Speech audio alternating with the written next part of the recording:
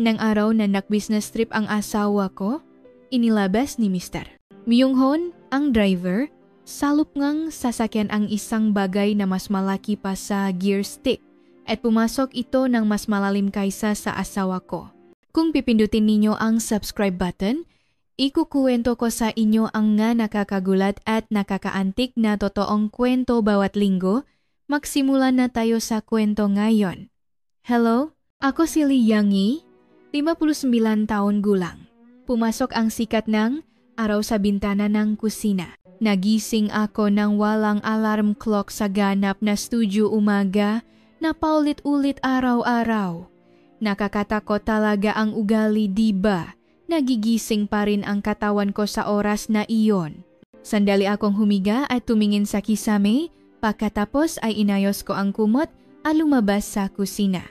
Inalis ko ang tasa sa mesa na naiwan kagabi at tahimik na isinaksak ang coffee pot. Umasa akong ang tunong kumukulong tubig na umikot sa kusina ay magpapainit sa aking pusong walang laman. Sa totoo lang, sanay na ako sa ganitong umaga.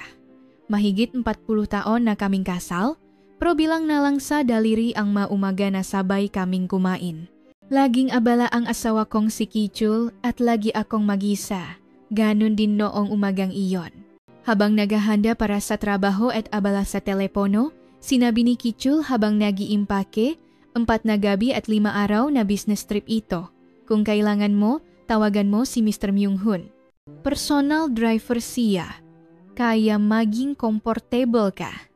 Si Mr. Myung-hun, ang tahimik at magalang na lalaking nasa katanghaliang gulang na una kong nakilala ilang araw na ang nakalipas. Nakasweet at maayos ang buhok, hindi gaanong nagsasalita, ngunit magalang. Naalala ko siya. 1 linggo pa lang siguro siyang nagtatrabaho bilang personal driver. Tumango lang ako. Walang kwenta nang magtanong pa kay Kichul na abala. Pagkaalis ni Kichul, katahimikan lang ang naiwan sa sala. Sinubukan kong buksan ang TV, pinatay bukas ang radyo, pero walang salita o kanta ang pumapasok sa tenga ko. Tanghali na, nakaupo ako sa mesa at nakatulala sa bintana. Dahan-dahang nagsimulang umulang ngang niebe sa labas ng bintana. Sa una, maganda tingnan, pero kakaiba. Nanlalamig ang dibdib ko. Noon, hawak ko ang cellphone. Hindi ko na malayang pinindot ko na pala ang numero ni Mr. Myung-hun. Sandali akong nagatubili bago pinindot ang call button. Hello? Mr. Myung-hun, si Yang-gi ito. Okay lang ba ang oras mo ngayon? Opo, ma'am. Ano po ang may tutulong ko? Mababa at kalmado ang boses niya. Ang magalang niyang pananalita ay nagbigay sa akin ng kakaibang kapanatagan. Gusto kong mag-drive, kahit saan mo ako dalhin. Sandaling katahimikan, pagkatapos ay tahimik na sumagot si Mr. Myung-hun. Sige po, susunduin ko po kayo agad. Hindi ko alam kung bakit ako tumawag. Nainip lang talaga ako sa bahay na ito.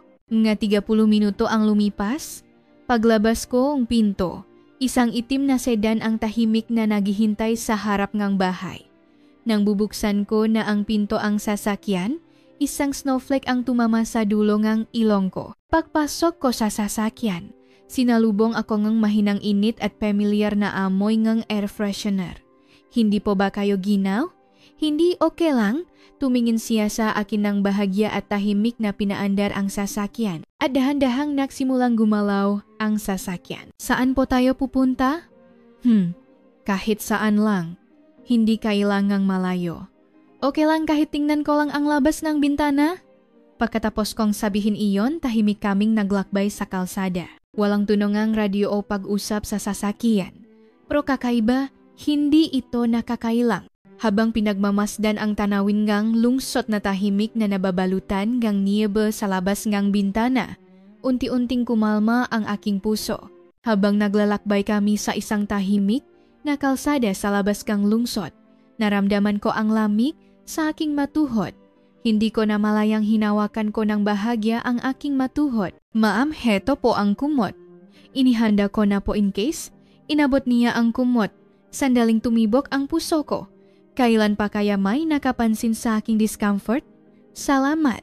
Iyon lang ang nasabi ko. Tahimik kaming tumingin sa labas ng bintana ng sasakyan. Ang puting niebe ay tila pansamantalang nagtatakip sa pagiging abalangang lungsot. Kahit pagmamasit lang sa hangin ay unti-unting gumagaan ang pakiramdam ko. Pagkatapos ng matagal na paglalakbay, sinabi ni Mr. Myung-hun, hindi po ba kayo nagugutom? Hinawakan ko ang aking tiyan at ngumiti. Ngayon ko lang naalala, hindi pala ako kumain ng tanghalian. May magandang restoran po sa malapit. Okay lang po ba sa inyo ang mainit na sabaw? Oo naman, iyon mismo ang gusto ko. Sanay na siyang pumasok sa isang eskinita at ipinarada niya ang sasakyan sa harap ng isang maliit na restoran.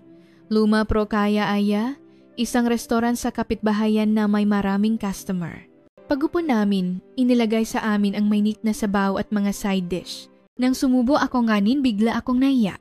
Sanay na akong kumain mag-isa, pero hindi ko akalain na magiging espesyal ang kumain ng mainit na sabaw kasama ang isang tao. Ang init talaga, sabi ko ng tahimik.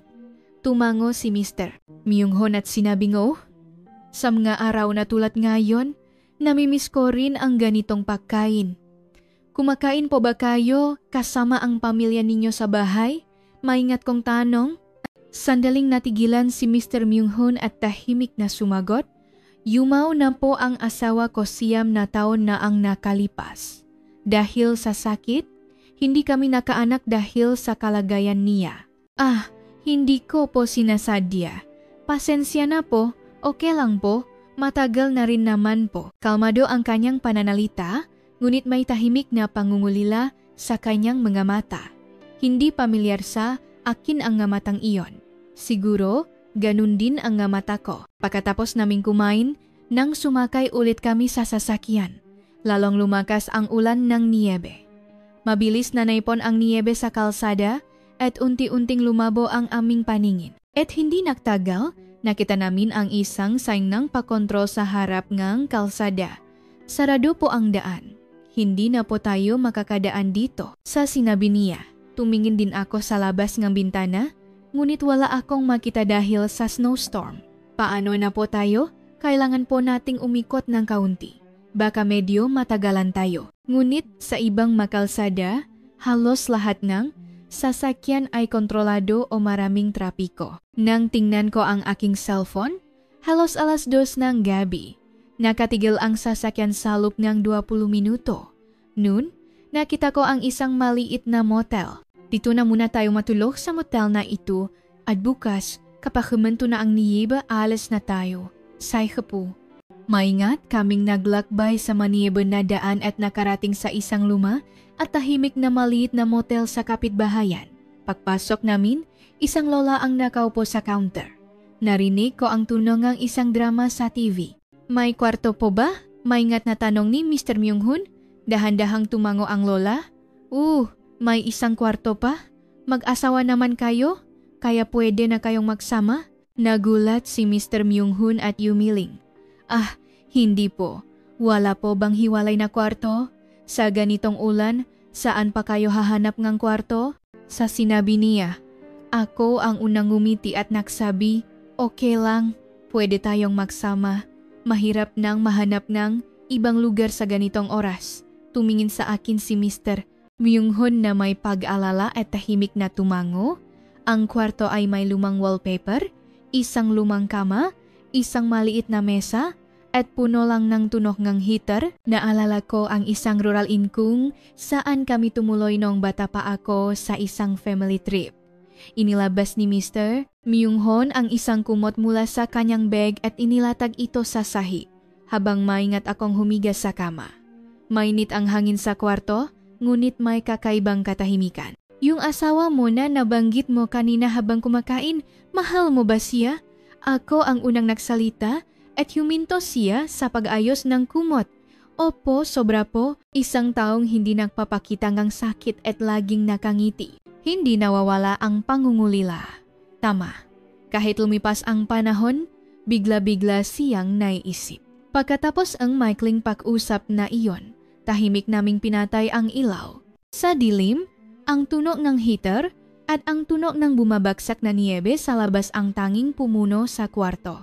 Ganun kami, Sa iisang espasyo, sa iisang kwarto, tahimik na nakatulog. Kinabukasan, salamat sa Diyos, humina na ang ulan ng niebe at abala ang nga snow removal vehicle sa kalsada. Ang mundo sa labaseng gawintana, ang motel ay naging puti. Sa araw na iyon, kakaibang mainit ang puting tanawin.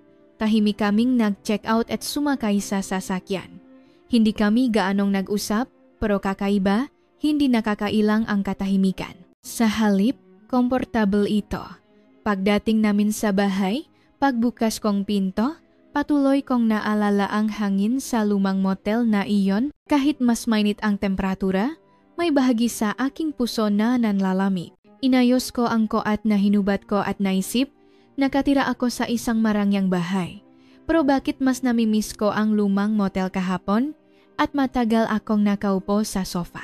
Hindi ko naisipang isaksak ang coffee pot at hindi ko rin binuksan ang television. Ang kumot na ibinigay ni Mr. Myung-hun, ang mainit na sabaw na pinagsaluhan namin sa restaurant at ang tahimik na katahimikan ng gabi.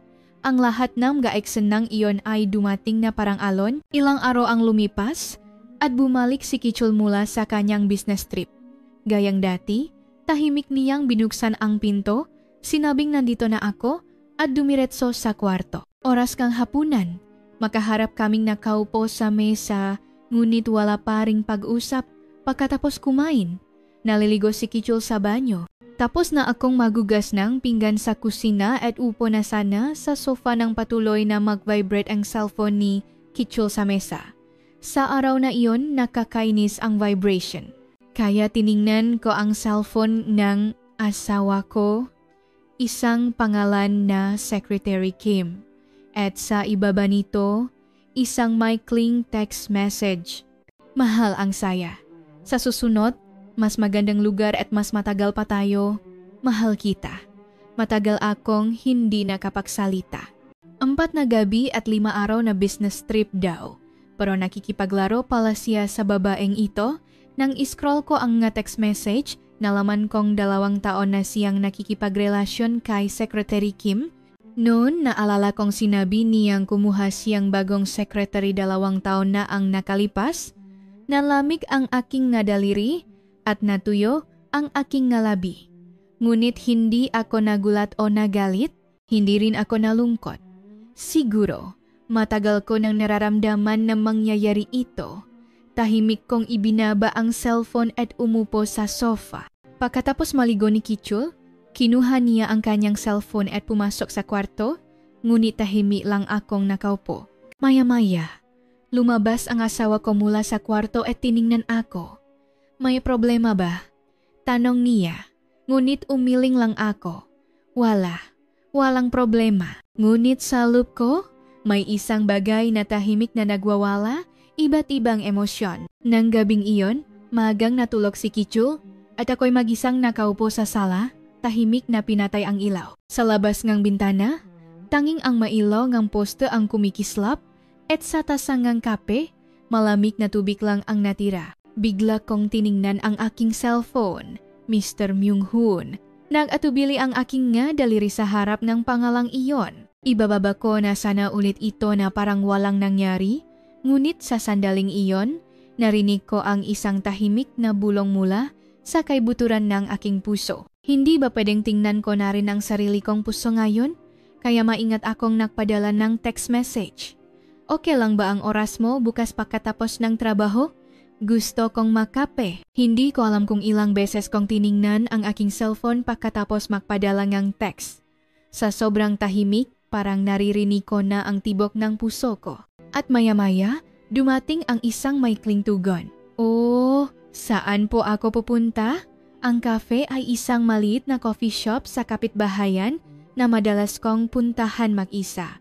Mahigit 8:00 ng gabi, ngunit ang lugar ay puno pa rin ng mainit na amoy ng kape. Ako ang unang dumating at umorder ng 2 tasa ng kape sa isang upuan sa tabi ng bintana at hindi nagtagal.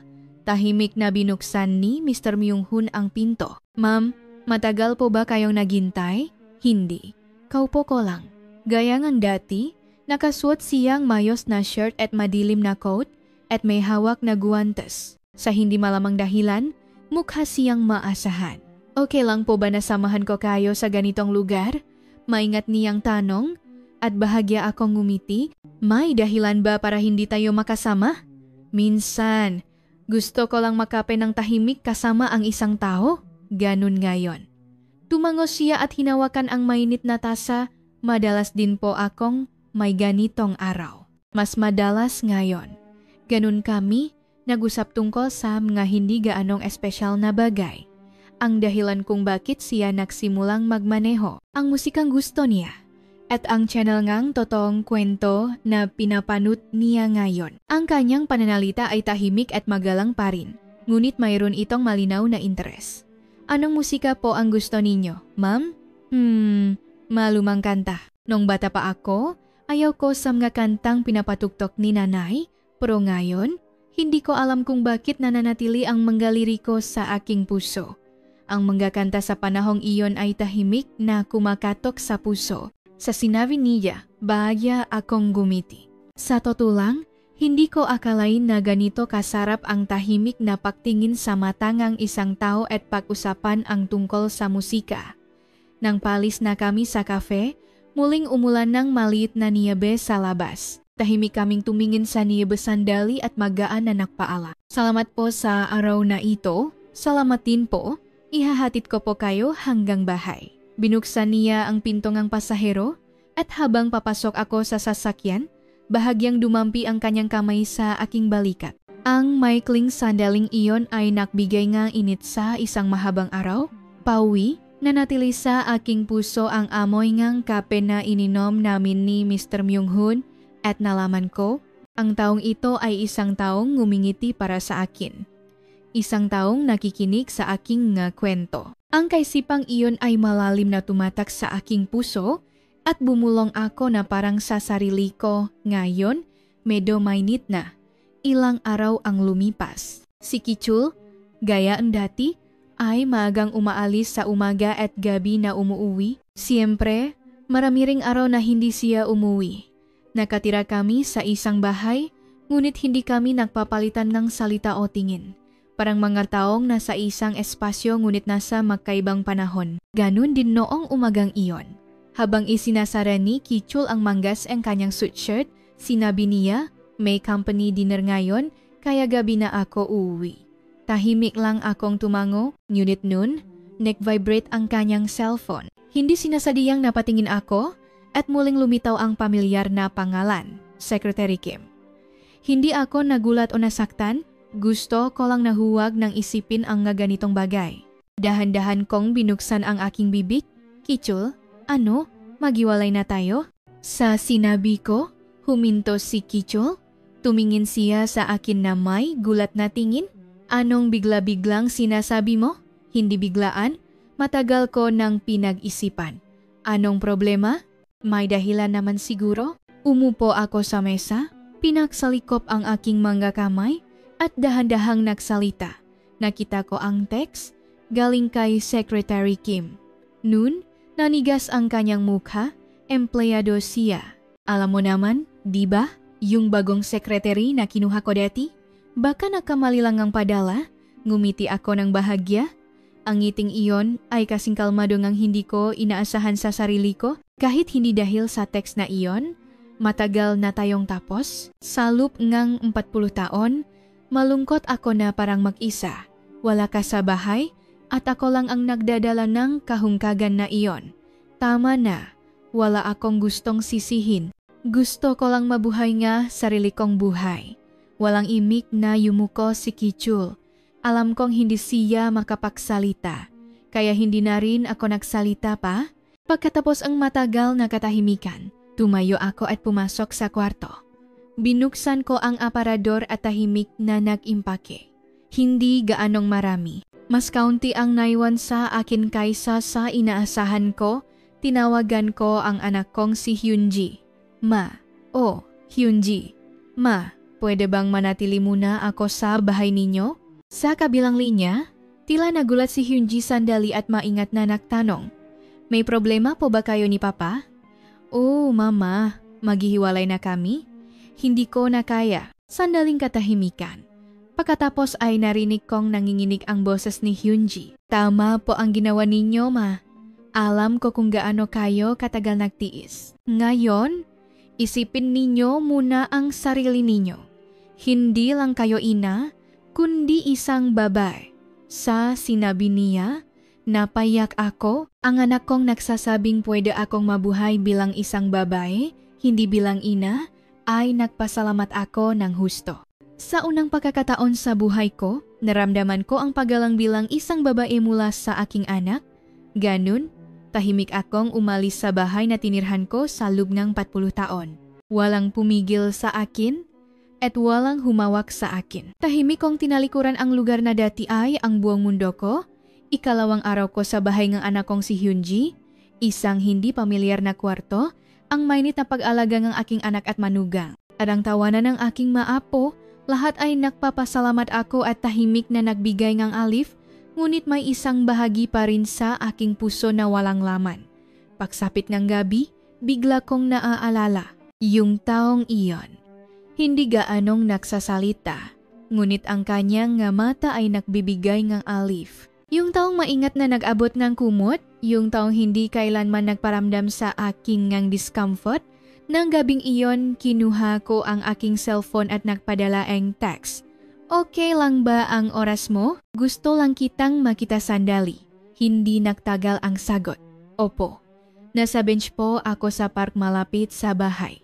Laging parang tahimik siyang nasa tabi ko, na para bang lilitaw siya kapag hinahanap ko siya sa isang maliit na park malapit sa bahay.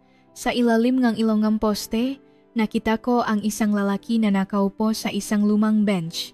Nakataas ang kwelyo ng kanyang coat at nakasara ang kanyang kamay.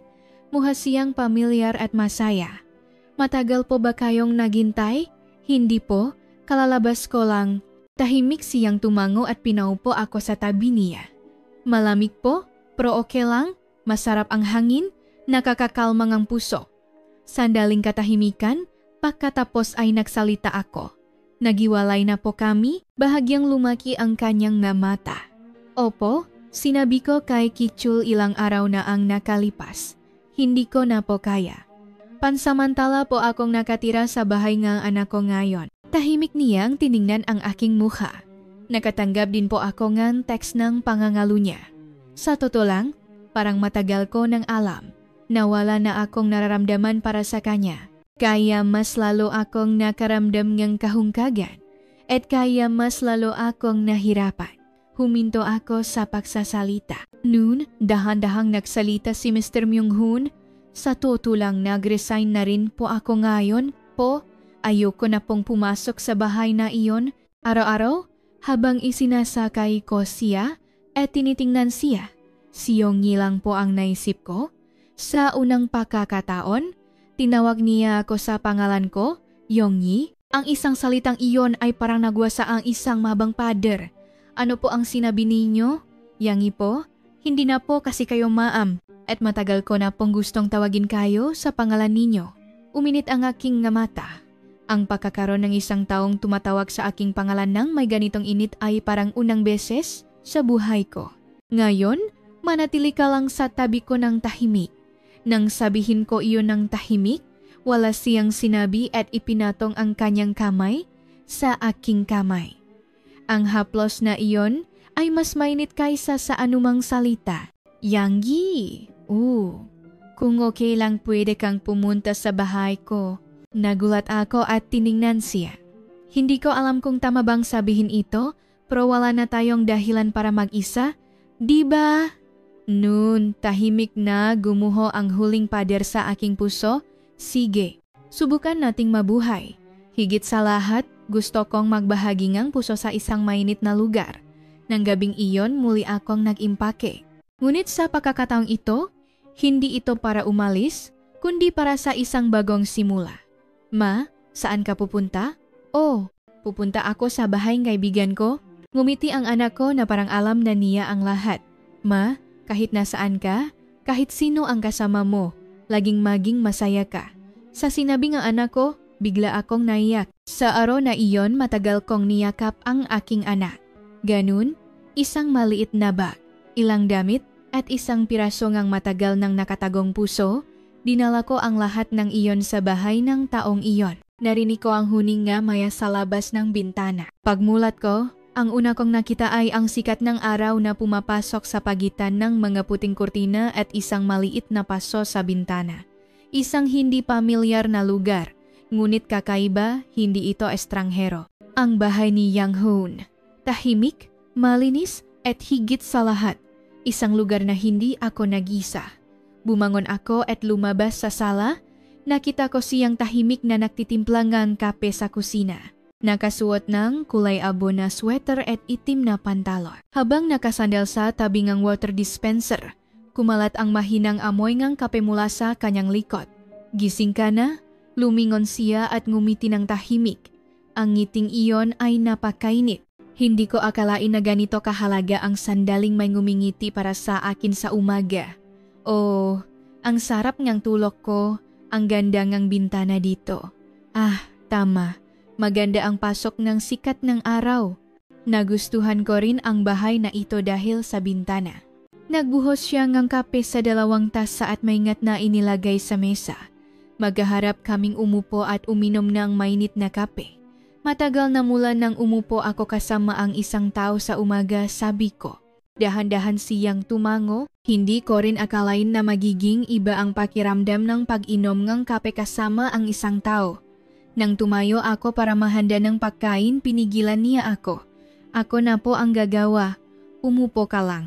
Pwede ka nang magpahinga. Sa sinabi niya, nanikip ang dibdib ko. Sa buong buhay ko na nakahandang pagkain para sa iba. Unang beses kong narinig na pwede akong umupo lang. Kumuha siyang itlog at kulay mula sa ref at maingat na gumawang omelet. Naktos siya nga, tinapay at naglagay ngam sa isang maliit na mangkok. Sa totoo lang, isang almusal na nakakabusok tingnan. Inihanda mo ang lahat ng ito. Sa totoo lang, simple lang ang kinakain ko kapag mag-isa. Pero iba ang pakiramdam kapag naghahanda ka para sa iba. Sa sinabi niya, hindi ko napigilang ngumiti. Ganon kami, matagal na tumatawa habang kumakain ng almusal. Pumasok ang sikat ng araw sa mesa at sa labas ng bintana, gumagalaw ang dahon sa hangin.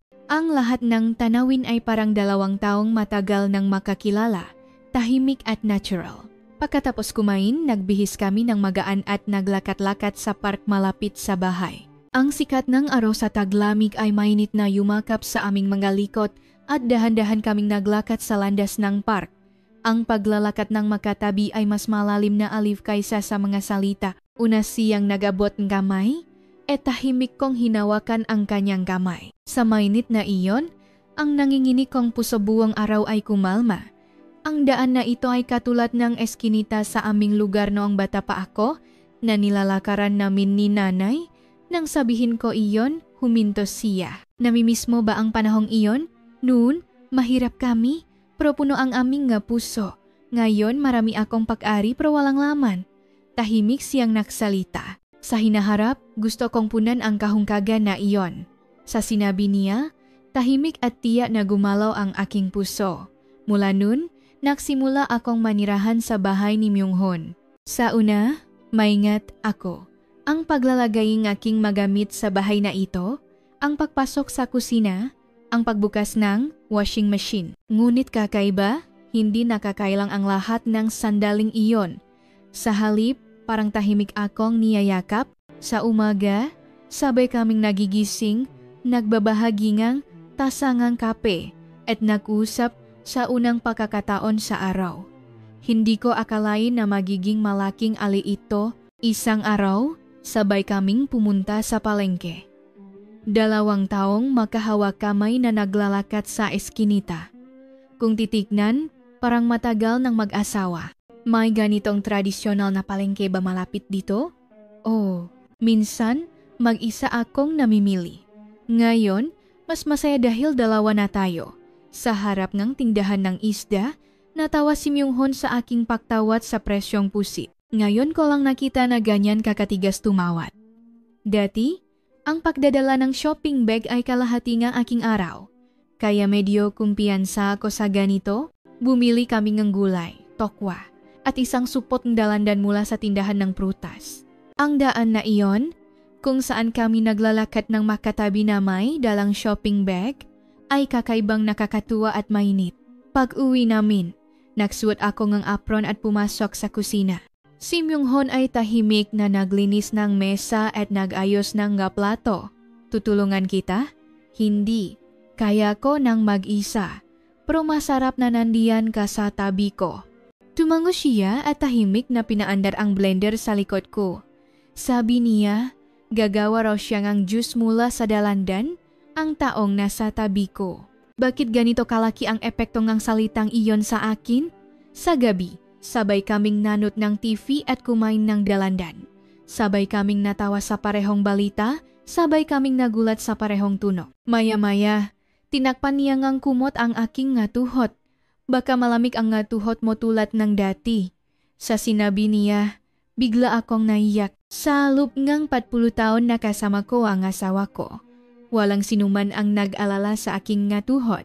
Ito ang pangalawang pagkakataon. At sa dalawang pagkakataong iyon, siya ang taong iyon, Myung-hon, Sana magtagal ang mapanahong tulad nito. Lumingon siya at tumingin sa akin. Pagkatapos ay tahimik na sinabi, ako rin.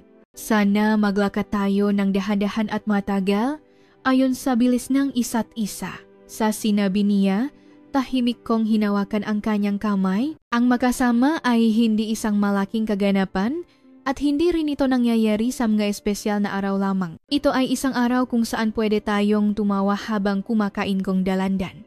Isang pang-araw-araw na gawain kung saan inilalagay natin ang matuwalya ng makatabi sa banyo. Ngayon ko lang nalaman na sa loob nito nakatago ang tunay na pag-ibig, matagal nang tahimik ang panahon. Nasanay na kami sa isa't isa at maraming beses na nakaintindihan kami kahit walang salita. Nang umagang iyon, habang inilalagay ang mainit na toas sa mesa, tahimik na sinabi ni Myung-hon, sa weekend na ito, gusto mo bang pumunta sa isang lugar? Tumingin ako sa kanya na may gulat na tingin. Maglakbay? May isang tahimik na bayan sa tabing dagat na hindi kalayuan. Matagal ko nang gustong puntahan mag-isa, pero ngayon gusto ko nang puntahan kasama ka. Sa sinabi niya, unti-unting bumukas ang aking puso. Sige, tara na. Inilagay ko sa travel bag ang ilang damit, ang pampaganda na dati kong ginagamit, at isang gusot na libro. Ganun, Sabado ng umaga, sabay kaming sumakay sa sasakyan at nagtungo sa kanlurang baybayin. Habang nagbabago ang tanawin sa labas ng bintana at unti-unting lumalayo ang ingay ngang lungsot, unti-unti ring nababawasan ang aking pagkabalisa. Matagal na mula nang huli akong maklakbay, bulong ko. Ngumiti siya at sumagot, kailan ka huling naklakbay? Hindi ko na matandaan. Siguro noong graduation trip ng anak ko sa kindergarten. Kung ganun, ito ang unang beses, isang paglalakbay na hindi mag-isa, kundi makasama. O nga, kakaiba, kinakabahan ako rin. Pero masaya, ang lugar na aming narating ay isang tahimik na bayan sa tabing dagat. Medyo malamig ang hangin, ngunit mainit ang sikat ng araw, kaya perpekto para maglakad. Pagkatapos ilagay ang aming mga gamit sa guest house at kumain ngang tanghalian sa isang maliit na cafe, naglakad kami sa landas sa tabing dagat. Ang pakiramdam kapaglalakad sa buhangin ay katulad ng pakiramdam kapaglalakad sa ilog sa taglamig sa bahay ng aking lola sa probinsya noong bata pa ako. Maganda dito, sabi ko. Dahan-dahan siyang gumawa ngayapak sa buhangin at nagsalita. Minsan, naisip kong pumunta rito mag-isa, pero masaya akong hindi ako nag-isa. Naglakad kami ng makatabi at nag-usap. Ang araw na una niyang nakilala ang kanyang asawa. Ang huling itsura niya noong nakaratay siya sa kama at ang kanyang pag-amin na pinakamahirap ang oras ng pagkain mag-isa at sinabi ko rin ang aking oras. Ang asawang laging wala sa bahay, ang walang laman na mesa, at ang pista opisyal at gabi na mag-isa kong hinarap. Ang makwentong iyon ay dumaloy ng hindi nakakahiya o nakakalungkot. Ang pakikinig lamang niya ay sapat ng alih. Sa harap ngang papalubok na araw sa dagat, makatabi kaming nakaupo sa isang maliit na bench at pinanod ang pulang abot tanaw. Sa mga sandaling tulad nito, Nararamdaman kong buhay ako. Nang sabihin ko iyon, tahimik niyang hinawakan ang aking kamay. Tama, dahil sa iyo, mas naging espesyal ang sandaling ito. Ang haplos na iyon ay mainit, malambot, at parang may ipinapangako. Kung kasama kita, kahit saan ay okay lang. Ang kaisipang iyon ay tahimik na bumaba sa aking puso. Habang tuluyang lumulubog ang araw at unti-unting nagsisindi ang mga ilaw sa poste sa bayan, bumalik kami sa guest house. Umupo kami sandali sa isang bench sa harap ng tahimik na hardin para magpahinga. Malamig na ang gabi ngunit dahil may kasama ako, hindi gaanong naramdaman ang lamig. Ang saya nga araw na ito, sabi ko ng tahimik. Ngumiti si Myung-hun at tumango, ako rin. Masaya na ako kahit maglakat lang tayo nang makasama ng walang sinasabi. Ganun kami, hindi makaharap, kundi makatabi na nakaharap sa harap, ngunit ang aming nga puso ay mas malapit kaysa kaninuman. Pagpasok sa kwarto, isang tahimik at mayos na kama ang nakalagay at isang maliit na ilaw ang nagbibigay ng mahinang liwanag. Inilabas ni Myung-hun ang isang kumot at maingat na inilatak sa sofa. Dito ako matutulog. Sa sinabi niya, tiningnan ko siya. Hindi ka ba comfortable? Umiling siya. Hindi. Sa halip, ang pagkakaroon ng ganitong paraan para makasama ay isang malaking alif para sa akin. Sa sinabi niya, nanikip ang dibdib ko, isang taong hindi gaanong nagsasalita. Ngunit sa maikling salitang iyon ay may malalim na puso. Pwede kang humiga sa tabi ko sa kama. Hinawakan ko ang kanyang braso at dinala siya sa kama. Ganon kami, sabay kaming humiga sa kama at tumingin sa kisame. Maingat kong sinabi, hinawakan mo ang kamay ko sa ilalim ng papalubok na araw, di ba? Bahagya siyang ngumiti at sumagot, kung hindi ka comfortable, hindi, kabaliktaran. Ang kamay na iyon ay napakainit. Bahagya siyang yumuko at sinabi, nung araw na iyon sa motel, nag-alala rin ako, baka hindi ka comfortable? Hindi. Sa halip, mula nun, lagi kitang naisip. Ang katahimikan ng araw na iyon, ang hangin sa kwartong iyon. Isang maliit na ngiti ang namuos sa aking mga labi. Ngayon, tanong niya. Pumikit ako at sumagot, mainit pa rin. Pagpatay ng ilaw at pagtahimik ng kwarto, ang tunog ng alon na nakmumula sa labas ay kumiliti sa aking matanga. Ang tahimik na gabing iyon, ang hininga ng taong iyon, at ang tunog ng alon na tahimik na nagsasama-sama, ang lahat ng iyon ay nakpaspesyal sa gabing iyon. At sa sandaling iyon, nalaman ko. Kung kasama ko ang taong ito, hindi na ako malulungkot pa. Pagbalik namin mula sa paglalakbay, pag-ayos ng gagamit, parang ilang buwan na ang lumipas. 2 gabi at 3 araw lang, pero sa panahong iyon, marami kaming ibinahagi at marami kaming naintindihan. Higit sa lahat, tahimik kong naramdaman na ang bahay na ito ay nagiging aming espasyo, hindi na espasyong isa't isa. Sa umaga, ako ang unang bumabangon, binubuksan ang nga kurtina sa sala at dinidiligan ang nga maliliit na paso. Sa tunog na iyon, maririnig ang tunog ng pagtitimpla nga mula sa kusina at umagos ang tahimik na classical radio. Iyon ang naging umaga sa aming bahay. Gusto mo bang pumunta sa supermarket ngayon? Tanong ni Myung-hun. Bahagya akong tumango. Wala na ring bawang sa ref at kailangan ko ring bumili ng seaweed. Sabay kaming nagtungo sa isang malaking supermarket malapit sa bahay na may dalang shopping bag. Sa loob ng supermarket, habang itinutulak niya ang cart, muha siyang maasahan. Habang sabay kaming pumipiling nga, maliliit na bagay. Unti-unti naming nalaman ang hiling ngang isa't isa. At ang sandaling iyon kung saan makadikit ang aming nga ulo habang tinitingnan ang presyo ay parang kami. Ano sa tingin mo? Bumili na kaya tayo ng bagong electric pot? Sige ba? Minsan, gusto ko ring uminom ng mainit na herbal tea. Ang pag-usap na ito ay parang wala lang sa iba, ngunit para sa akin, ito ay isang bagong kaligayahan. Paglabas namin sa supermarket, nagkataon kaming nakita ni Hyunji. Sabi niya, namimili raw siya. Ma, lumapit si Hyunji na may gulat na tingin at yumuko si Myung-hun bilang pagbati. Hello Hyunji. Hello po driver. Ay hindi na pala. Ngumiti si Hyunji na may pag-alala.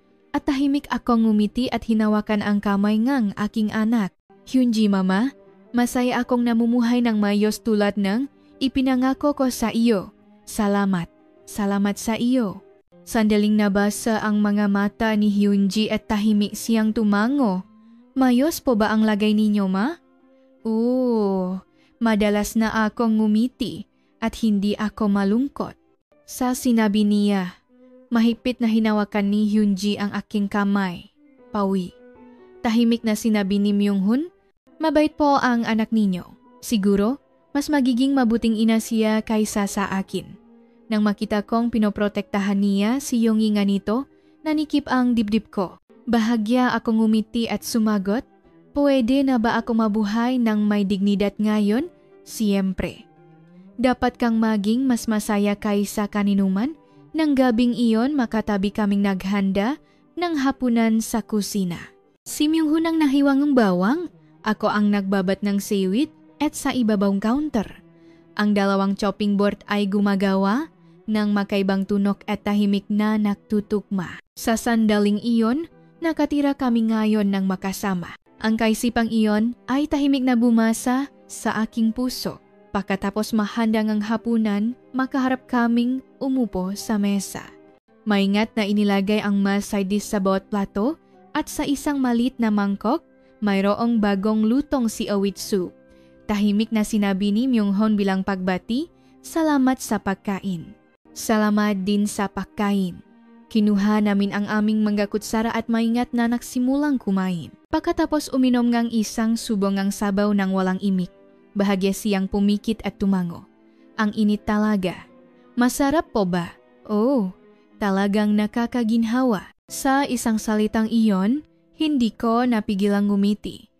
Ang sandaling may nagsasabing mainit ang aking luto ay parang nagpapainit din sa aking puso. Pagkatapos kumain, lumipat kami sa sala. Isang tahimik na dokumentaryo ang ipinapalabas sa TV at sumandal ako sa sofa at tinakpan ng kumot ang aking tuhod. Si Myung-hun ay nagtimplang mainit na yuzu tea mula sa kusina at inilagay ito sa harap ko. Mukhang may sipon ka? Hindi. Medyo malamig lang ang hangin kanina. Umupo siya sa tabi ko at tahimik na uminom ng yuzu tea at isang magili na katahimikan ang namayani sa pagitan namin. Hindi nakakailang ang katahimikan na iyon. Sa halip, ang tahimik na iyon ang nagpainit sa bahay. Myung-hun. Ngayon napakatahimik ko. Lumingon siya at tumingin sa akin. Narinig ko sa isang luhar. Mas matagal daw makasama ang tao kapag sila ay payapa sa isa't isa kaysa kapag sila ay nagmamahalan. Tama yata ang sinabi mo. Kung nasa tabi lang kita, okay lang kahit ano ang gawin natin at okay lang kahit wala tayong gawin. Ngumiti siya at tumango. Ako rin. Kung kasama kita, nakakahinga ako ng malaya. Sa sinabi niya, medyo nanikip ang aking mata. Nang gabing iyon, ang tunok ng washing machine, ang singaw na nagmumula sa takure, at ang init ng dalawang taong makatabi sa sofa. Ang lahat ng iyon ay parang tanawin ng isang bagong pamilya. Ayoko nang mabuhay bilang asawa ng isang tao. Sa tabi niya, gusto kong mahalin at magmahal ng mainit at tahimik bilang ako. Isang araw, nang unti-unting lumalabas ang taksibol, tahimik na sinabi ni Myung-hun, Yonggi, sa weekend na ito, gusto mo bang pumunta ulit sa dagat? Sa sinabi niya, agad na nanabik ang aking puso. Oo naman, sa pagkakataong ito, okay lang kahit medyo matagal tayong maglakad. Ngumiti siya at tumango. Sa pagkakataong ito, maglakad tayo ng dahan-dahan sa sarili nating bilis. Ganun? Sabadong umaga, nagimpake kami ng isang maliit na travel bag at nagtungo sa isang tahimik na bayan sa silangang baybayin. Kumalat ang sikat ng araw sa highway at isang tahimik na classical radio ang umago sa loop ng sasakyan. Kahit hindi kami ganong nausap, mainit at payapa ang hangin sa loop ng sasakyan. Ganitong tahimik na drive ang pinakagusto ko. Sabi ko, maikli siyang sumagot, dahil gusto mo, gusto ko na rin. Ang lugar na aming narating ay isang mas tahimik na bayan sa tabing dagat kaysa dati. Inilagay namin ang aming magagamit sa pensyon at agad na pumunta sa tabing dagat, ang sapatos na hinubat sa buhanginan, ang buhok na gumagalaw sa hangin, at isang malaking bench na nag-isa sa dalampasigan. Umupo kami doon at tahimik na pinanood ang dagat. Myung-hun, minsan, naisip ko, hanggang kailan, kaya ang mga magagandang araw na tulad nito, matagal siyang hindi sumagot. Tahimik niyang hinawakan ang aking kamay at pinanood lamang ang dagat. Naisip ko rin iyan. Pero masaya akong nabubuhay tayo ng makasama ngayon. Tama. At gusto kong mabuhay ng ganito bukas. Naglakad kami sa tabing dagat at naglabas ngang mamaliliit na kwento, tulad ng makwento noong bata pa kami, ang mapaborito naming panahon, at ang magkapakaing ayaw namin. Bakit ka nanirahan sa lugar na ito, Myung-hun? Pagkamatay nga asawa ko, sinubukan kong umalis sa bahay, pero hindi ko magawa. Tumingin siya sa akin at nagsalita. Pero ngayon, baka dito na ako manirahan habang buhay. Kasama ka, Yangi, sa sinabi niya. Sandali akong huminto. Ang dagat ay tahimik na umaalon at ang kanyang mata ay tahimik na pumasok sa aking puso. Yangi, maingat kong sinasabi ito. Ngunit pwede mo ba akong samahan sa hinaharap? Dahan-dahan akong tumango. Parang ginagawa ko na yata. Magkasama na tayong naglalakad. Diba? Mas lalong humigpit ang kanyang kamay sa aking kamay. Nang araw na iyon, medyo malamig ang hangin, ngunit ang aming nga puso ay mainit at sa unang pagkakataon, sabay naming tiningnan ang salitang hinaharap habang dahan-dahang lumulubok ang araw at lumalamig ang hangin sa dalampasigan. Bumalik kami sa pensyon. Isang kwarto na may maliit na kusina. Sa labas ng bintana, mayroon pa ring pulang papalubok na araw, isang mainit na ilaw ang nakasindi sa kwarto, at isang tahimik na jazz piano ang tumutuktok mula sa isang maliit na speaker. Magluto kaya tayo kahit simple lang? Tanong ni Myung-hun. Ngumiti ako at tumango, medyo sawa na rin ako sa seaweed soup. Ngayon, gusto kong kumain ng luto mo. Sige. Paano kung pasta? Sige. Tahimik niyang inilabas ang mga sangkap na binili niya, at ako naman ay kumuhang wine glass at pinunasan ang mesa. Sa likod niya, narinig ko ang tunog ng kumukulong kaldero at ang amoy ng bawang na ginigisa sa kawali. Gusto ko ang sandaling iyon. Tahimik, maayos, at ang oras na ito ngang pahahanda ng pagkain ay parang matagal ng mag-asawa. Inilagay sa mesa ang cream sauce pasta, toasted bread at 2 baso ng wine. Ang galing mo, sabi ko na may paganga. Nahihiya siyang ngumiti. Dahil mag-isa akong nakatira, natuto akong gumawang ganito mag-isa. Ngayon, hindi mo na kailangang mag-isa. Sa sinabi niya, tahimik siyang tumingin sa aking mga mata. Tama? Ngayon, makasama na tayo. Dahan-dahan naming itinaas ang aming nga baso ng wine at sa tunog ng magaan na paktamang nga baso, bahagyang nanginig ang aming nga puso. Pagkatapos ngang hapunan, makatabi kaming umupo sa sofa sa harap ngang bintana. Sa labas ngang bintana, nakasabit ang buwan sa ibabaw ng agat at ang tunog ngang tahimik na umaalon na alon ay pumapasok sa kwarto. Kailan pa kaya tayo makakaroon ng ganitong gabi? Sabi ko ng tahimik. Ibinaba niya ang kanyang baso ng wine at sinabi, kahit hindi natin ito magawa araw-araw, sapat na kung paminsan-minsan ay makakaroon tayo ng ganitong gabi. Tahimik akong sumandal at nagsalita. May mga araw na nalulungkot ako dahil parang huli na kitang nakilala. Bahagya niyang ipinatong ang kanyang kamay sa aking balikat at bumulong, pero okay lang dahil nakilala kita ngayon. Dahil huli tayong nakita, kailangan nating mas mag-ingat at mas alagaan ang isa't isa. Nang gabing iyon, matagal kaming nakaupo ng walang imik. Sa labas, umihip ang hangin, ang tahimik na hininga ay nagpapalitan at ang 2 kamay ay makadikit at hindi gumagalaw. Ang pagkakilala sa isa't isa, ang paggalang sa isa't isa, at ang pagkakaroon ng isang taong hindi na kailangang saktan sa isang espasyo. Iyon ay mas malaking alikaysa sa anumang salita sa mundong ito. At pagkatapos ng gabing iyon, nang humiga kami sa kama, tahimik na hinawakan ni Myung-hun ang aking kamay at sinabi, Yong-yu, ang oras na ito na natutulo ako sa tabi mo ay napakasalamat ko. Dahan-dahan kong hinawakan ang kanyang kamay. Ako rin.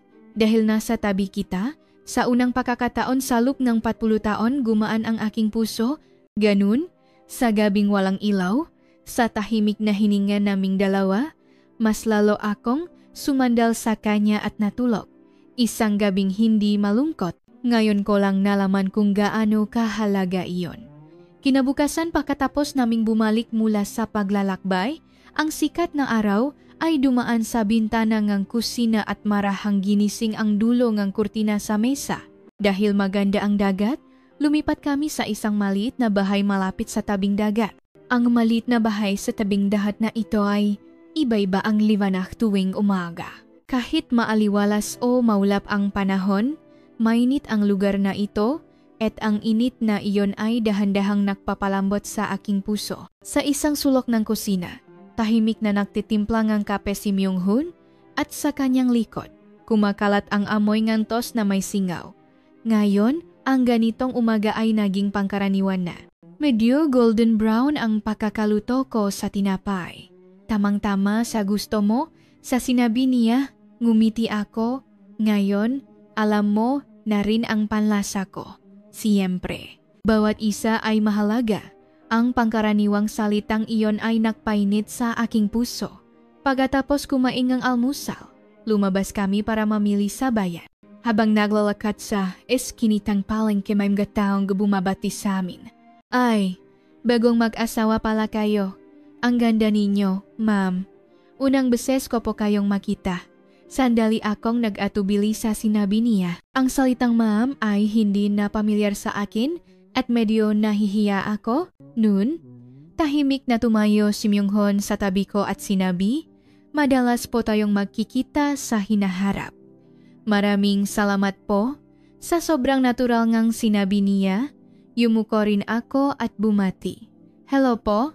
Ako po si Yang. Maraming salamat po. Ngumiti ng malaki ang isang ale at sinabi, ay, ang ganda ninyo. Masaya ako na may ganitong magili na mag-asawa na dumating sa lugar na ito. Sa sinabi niya, medyo nahiya ako, ngunit gumaan ang aking puso. Ang tawagin kaming mag-asawa ay comfortable sa aking puso at unti-unting tinatanggap ng mundo na magkasama kami. Naisip ko sa sarili ko. Habang pumipili akong repolyo at carrot sa tindahan ng gulay, isang ale ang lumapit sa likod ko. Nakita ko kayo kahapon. Magkahawa kamay na naglalakad sa tabing dagat. Sandali akong nagulat at lumingon, ngunit nagpatuloy ang ale sa pagsasalita habang nakangiti. Maganda tingnan? Talagang maganda tingnan. Sa mainit na salitang iyon, medyo uminit ang aking nga mata. Naalala ko ang mapanahong mag-isa kong hinarap ang ngatingin ng mundo at ngayon parang unti-unting nagiging kampisa akin ang ngatingin iyon. Pauwi, sabay kaming naglakat na may dalang mabibigat na shopping bag. Mainit ang sikat ng araw, malambot ang hangin at sa eskinita. Magkahalong tunog ang aso at radyo, kakaiba ang pakiramdam ko ngayon. Sabi ko, tahimik siyang nagtanong, bakit po? Sa una, nahihiya ako, pero ngayon okay na. Gusto kong maging mas mayabang. Kung ganyan ang nararamdaman mo, ibig sabihin, mayos ang buhay natin. Diba? Tumango rin ako. Hindi na ako takot sa tingin ng iba. Dahil ang taong nasa tabi ko ay isang taong laging tahimik na nasa paniko, pagkatapos mamili at umuwi, inilabas namin ang shopping bag sa mesa at makatabing umupo para magpahinga. Si Myung-hun ay nagugas ng charot at inilagay ito sa isang maliit na lalagyan habang ako ay nagbabalat ng dalandan at nagsasalita. Hindi ko akalain na ganito ka-komportable ang pang-araw-araw na buhay. Tahimik siyang ngumiti at sumagot, ako rin. Bawat araw ay mahalaga. Ganun kami, makatabing nakaupo, nagbabalat ng dalandan, nagpapakulong ang mainit na tubig at kahit walang sinasabi, nakasandal sa isa't isa, tanghali na, tumunog ang doorbell. Sino po sila? Pagbukas kong pinto, nakangiti ang anak kong si Hyunji, ang aking manugang, at ang aking dalawang apo. Ma, dumalaw kami para sa housewarming at dahil namimiss ka na namin. Nagulat ako ngunit masaya at mahigpit kong niyakap si Hyunji. Tumakbo na ang dalawang apo sa kwarto para tingnan ang bahay at ang aking manugang ay nahihiyang bumati at yumuko. "Hello po, Mr. Myung-hun." "Opo, pasok po kayo. Umupo po kayo." Kalmado na tinanggap ni Myung-hun ang gabisita at pumasok si Hyunji sa kusina. Tiningnan ako ng bahagya at sinabi, "Ma, ang ganda ngang itsura ninyo." "Mukha ba?" Siguro dahil maganda ang hangin dito at mabait ang kasama mo." Sa sinabi niya, nanikip ang dibdib ko. Kung ang buhay na pinili ko ay mukhang payapa sa matang iba, sapat na iyon. Sabay kaming naghanda ng tanghalian. Nagluto akong jjigae, si Hyunji ay naghanda ng kimchi, at si Myung-hun ay naglaro sa mga bata at nagiwang ang prutas. Sa mesa, parang nakalagay ang salitang pamilya. Ang anak at manugang ko ay tumatawa. Ang mga apo ko ay nagtatawanan habang hawa ang kanilang mga kutsara. At si Myung-hun ay tahimik na pinupuno ang baso ng tubig ng lahat.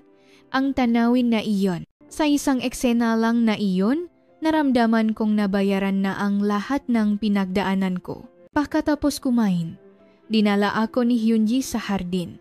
Ang sikat nga araw ay napakalambot at ang mga dahon ay gumagalaw sa hangin.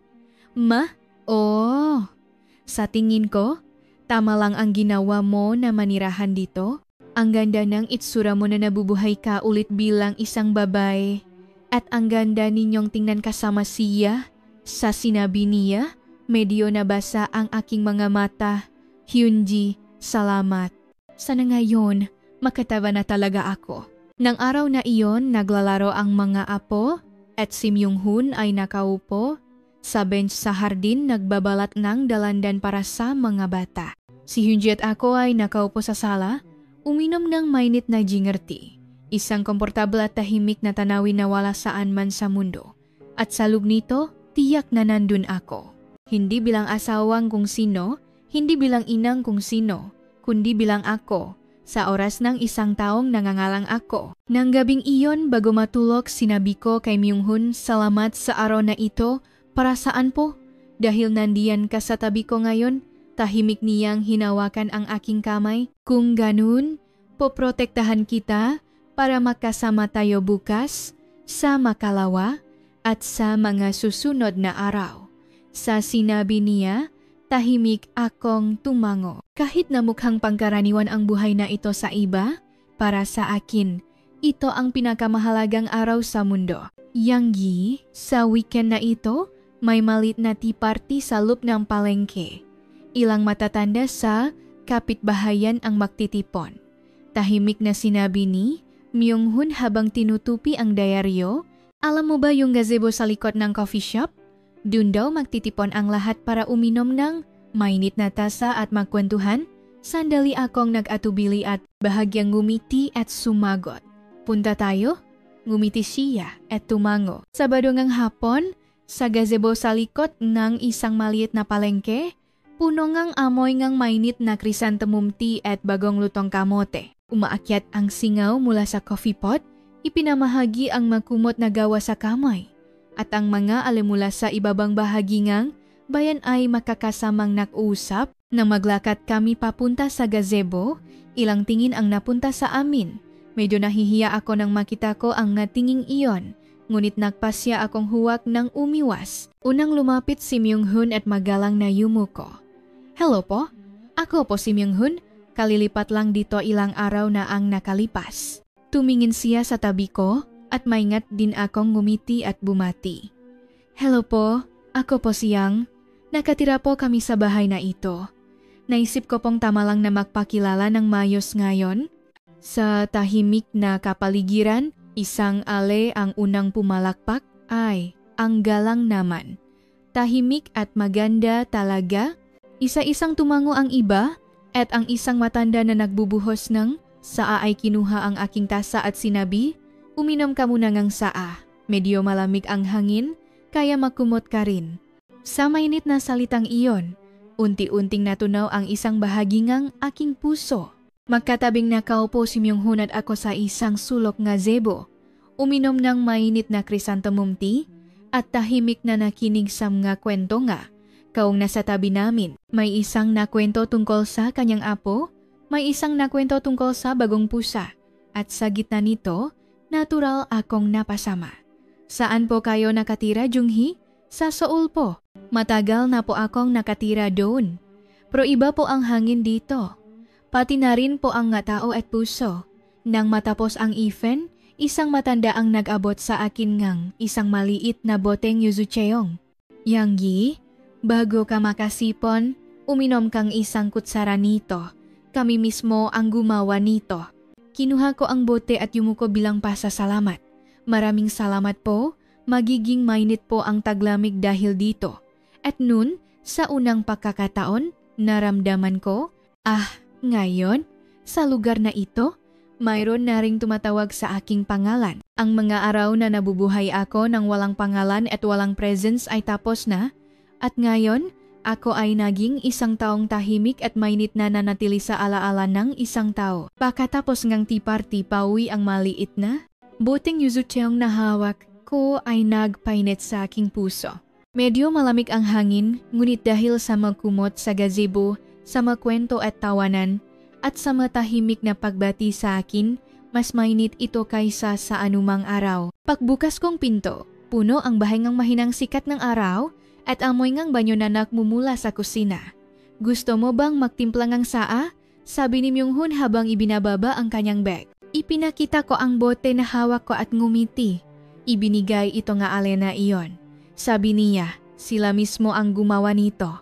Kung ganun, ito na lang ang inumin natin ngayon. Kumulo ang tubig sa kusina at inilagay ko ang 2 tasa sa mesa.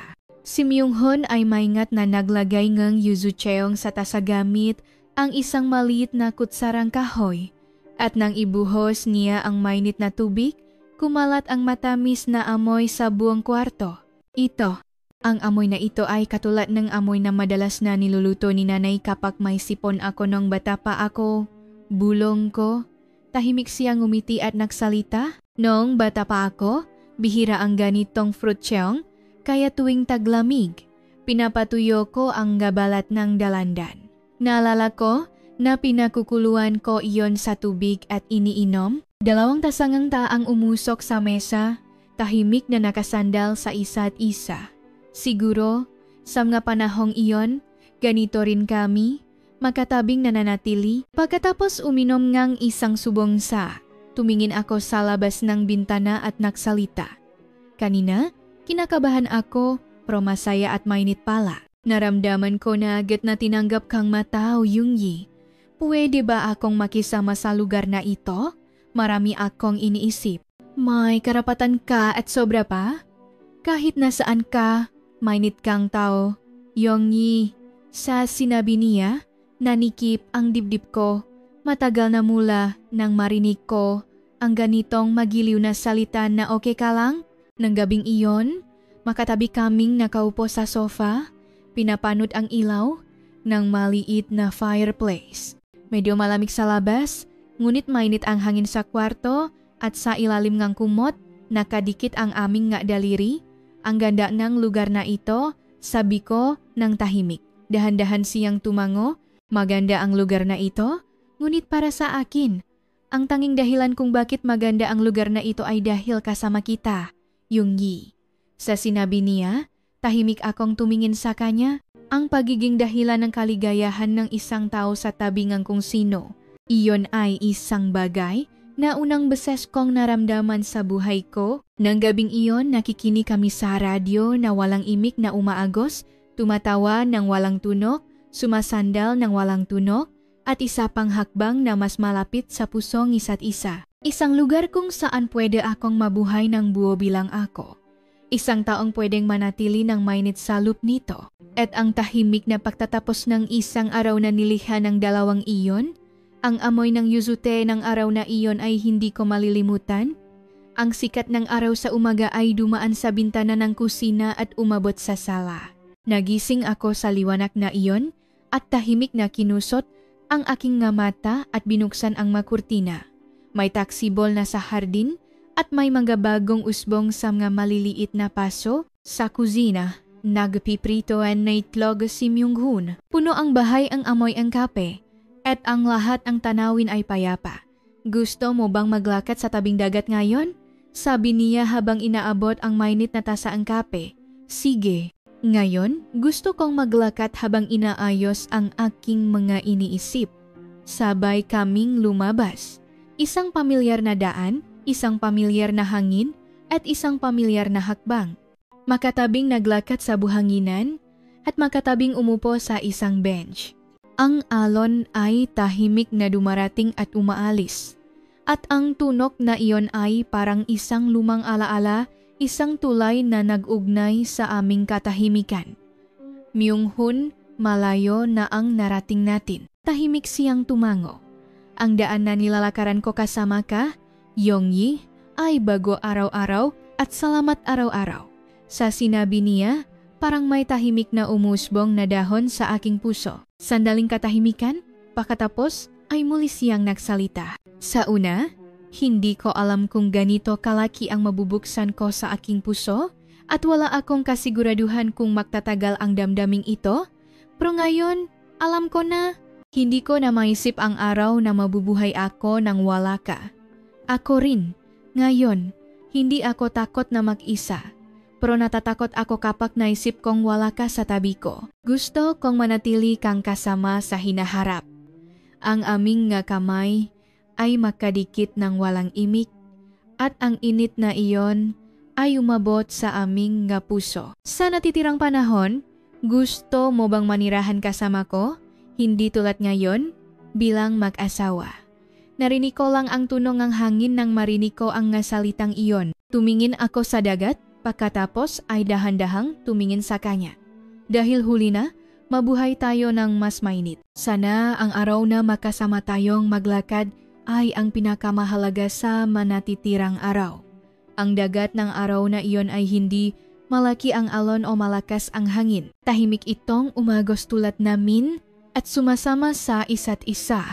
Ngayon, hindi na isang buhay na naghihintay sa isang tao, kundi isang buhay na nabubuhay kasama ang isang tao ang nagsimula. Hapon na at dahan-dahang lumulubog ang araw. Magkatabi kaming nakaupo sa bench sa hardin, may hawak na mainit na kape, at tahimik na pinapanut ang lumilipas na oras. Malambot ang hangin, isang pusa mula sa kapitbahay ang tahimik na umiyak, at ang sikat ng araw ay bumababa na parang yumayakap sa aming nga balika. Sa sandaling iyon, naisip ko na baka ito ang oras na tinatawag nating kapayapaan na aming pinapangarap. Ang ganda ng panahon ngayon. Ako ang unang nagsalita at ngumiti si Myung-hun at sumagot. Sa mga araw na tulad nito, parang regalo ang pahinga. Dahan-dahan akong tumango. Oo nga. Dati, hindi ko napapansin ang mga sandaling tulad nito. Laging abala, laging may hinahabol. Kaya hindi ko alam kung gaano kahalaga ang ganitong hapon. Pero masaya akong napansin mo ngayon. At mas masaya ako dahil kasama kita. Dahan-dahan niyang hinawakan ang aking kamay. Tahimik kaming makahawak kamay at tumingin sa langit. Ang tunog nga dahon na ginagalaw ngangin, ang tawanan ngang bata na nakmumula sa malayo, at ang paminsan-minsang tawanan naming dalawa. Ang mga pangkaraniwang tunog na iyon ay naging napakahalagang tanawin ngayon. Mula nang makilala kita, malaki ang ipinakbago ngang buhay ko. Ako rin, ngayon, gusto kong mabuhay nga sarili kong buhay na malayo sa aninong kung sino. At sana, kasama ka sa buhay na iyon. Tahimik siyang tumango. Kung kasama kita, Yongyi, walang ibang mahalaga. Ang sandaling kasama kita, ang pinakamahalaga. Ganun kami, nakaupo sa huling sikat ng araw. Walang plano, walang pangako, nagbabahagi lamang ng puso. Ngunit naisip kong sapat na iyon, dahil mayroon kaming mapanahong tiniis at pinagdaanan, at ngayon, mayroon na kaming kasama na nakakaintindi sa isa't isa. Habang unti-unting lumulubog ang araw at humahaba ang mga anino, makatabi kaming naglakat sa hardin at pumasok sa loop. Pagpasok ko sa pintuan, tahimik akong bumulong. Ang oras natin ay nagsisimula pa lang. Sa sinabi niya, sandali siyang huminto, lumingon, at tiningnan ako. Tama, ang ating pangalawang buhay ay nagsisimula pa lang. At ganun, sa kwartong may natitirang sikat ng araw. Tahimik kaming makasandal, nagbabahagi ng init, at dahan-dahang nagsimulang maghanda para sa mga darating na araw. Ang buhay ay hindi kailanman huli, at ang pag-ibig ay laging maaring magsimulang muli. Ipinapakita namin ito sa pamamagitan ng pagkakaroon ng isa't isa. Kung nagustuhan ninyo ang kwento ngayon, mangyaring mag-subscribe, i-like at i-on ang notification. Mag-iwan din ng maraming komento tungkol sa inyong mainiisip. Salamat sa panonood.